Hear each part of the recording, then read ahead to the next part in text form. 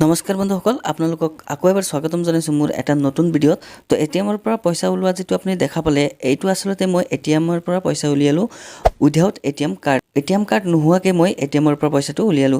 তো আপোনালোকক এইটো ভিডিঅ'ত মই দেখাবলৈ গৈ আছোঁ যে আপোনালোকে কেনেদৰে এটিএম কাৰ্ড নোহোৱা এটিএমত ভিজিট কৰি আপুনি এটিএমৰ পৰা পইচা উলিয়াব পাৰিব। কেতিয়াবা কি হয় আপুনি মানে পইচাৰ দৰকাৰ হৈ যায়, তেতিয়া আপোনাৰ পটককৈ মনত পৰে যে মই এটিএম কাৰ্ডখনটো ঘৰতে থৈ আহিছোঁ, মোৰতো এটিএম কাৰ্ড লগত নাই, মই এতিয়া কি কৰোঁ।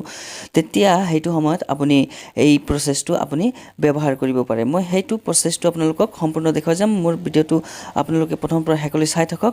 তো বলক আপোনালোকক প্ৰচেছটোহে দেখাই দিওঁ যে কেনেদৰে আপুনি এটিএম কাৰ্ড অবিহনে উইদাউট এটিএম কাৰ্ড আপুনি এটিএমৰ পৰা পইচা উলিয়াব পাৰিব। তো বন্ধুসকল এইটো কৰিবলৈ হ'লে আপোনাৰ প্ৰথম দুটা ষ্টেপ আপোনাৰ ক্ৰছ কৰিব লাগিব। ট্ৰেনজেকশ্যন এটা নম্বৰ লাগিব আৰু আপোনাৰ পিন এটা জেনেৰেশ্যন কৰিব লাগিব। তো এই পিন আৰু ট্ৰেনজেকশ্যন নম্বৰটো কেনেকৈ আপুনি জেনেৰেট কৰিব প্ৰথমতে সেই প্ৰচেছটোহে আপোনালোকক দেখুৱাই দিম। তো প্ৰচেছটো দেখুৱাৰ আগত আপোনালোকলৈ এটা ৰিকুৱেষ্ট থাকিল যে আপোনালোকে যদি প্ৰথমবাৰৰ বাবে মোৰ এইটো চেনেল ভিজিট কৰিছে তেতিয়াহ'লে মোৰ এই চেনেলটো ছাবস্ক্ৰাইব কৰি ৰাখক আৰু যদি ভিডিঅ'টো আপোনালোকে সম্পূৰ্ণ চাওক, যদি ভিডিঅ'টো ভাল লাগে তেতিয়াহ'লে ভিডিঅ'টোত এটা লাইক কৰি দিব। তো বলক আপোনালোকক সেই প্ৰচেছটোহে প্ৰথমতে দেখাই দিম। তাৰপাছত আমি যাম এটিএম মেচিনলৈ। তো বন্ধুসকল প্ৰথমতে আপোনালোকৰ SBIৰ যিটো একাউণ্ট যদি আছে তেতিয়াহ'লে SBIৰ ইনো যিটো মোবাইল এপ্লিকেশ্যন আছে এইটো আপোনালোকে ইনষ্টল কৰি ডাউনলোড কৰি ল'ব।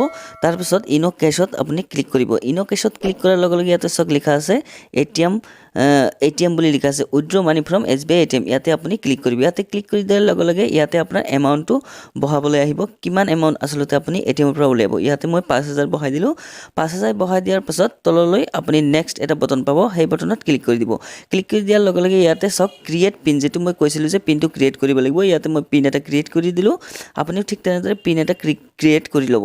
পিন ক্ৰিয়েট কৰাৰ পাছত ইয়াতে টাৰ্মছ এণ্ড কণ্ডিশ্যন আছে, এইটো আপুনি এগ্ৰি কৰি দিব, টিক কৰি দিব। টিক কৰাৰ পাছত নেক্সটলৈ ক্লিক কৰিব। ক্লিক কৰাৰ পাছত আপোনাৰ থেংক ইউ বুলি এটা মেছেজ আহিব আৰু আপোনাৰ ইয়াতে মোবাইলত এটা ট্ৰেনজেকশ্যন কোড দিয়া হ'ব, যিটো চাওক মোৰ মোবাইলত আহি গ'ল ট্ৰেনজেকশ্যন কোডটো। তো এনেদৰে আপুনি পিন জেনেৰেট কৰিব পাৰে। তো বন্ধুসকল আমি ট্ৰেনজেকশ্যন নম্বৰ আৰু ট্ৰেনজেকশ্যন পিনটো পাই গ'লোঁ। এতিয়া বলক আপোনালোকক লৈ যাওঁ ভাৰতীয় ষ্টেট বেংকৰ এটিএম মেচিনলৈ।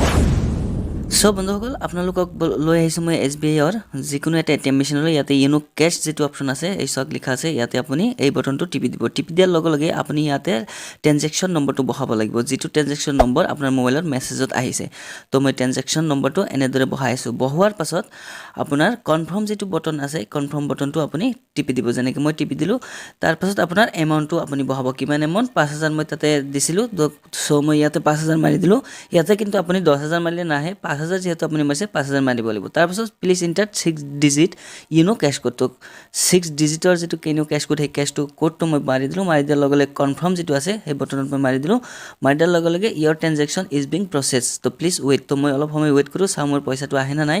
ইয়াতে কিন্তু এটিএম কাৰ্ড মই দিয়া নাই, চাওক ইয়াতে দেখা পাই আছে আপুনি এটিএম কাৰ্ড নাই। এটিএম কাৰ্ড অবিহনে ইয়াতে পইচা আহি যাব। এই চাওক পইচাটো মোৰ আহি গ'ল।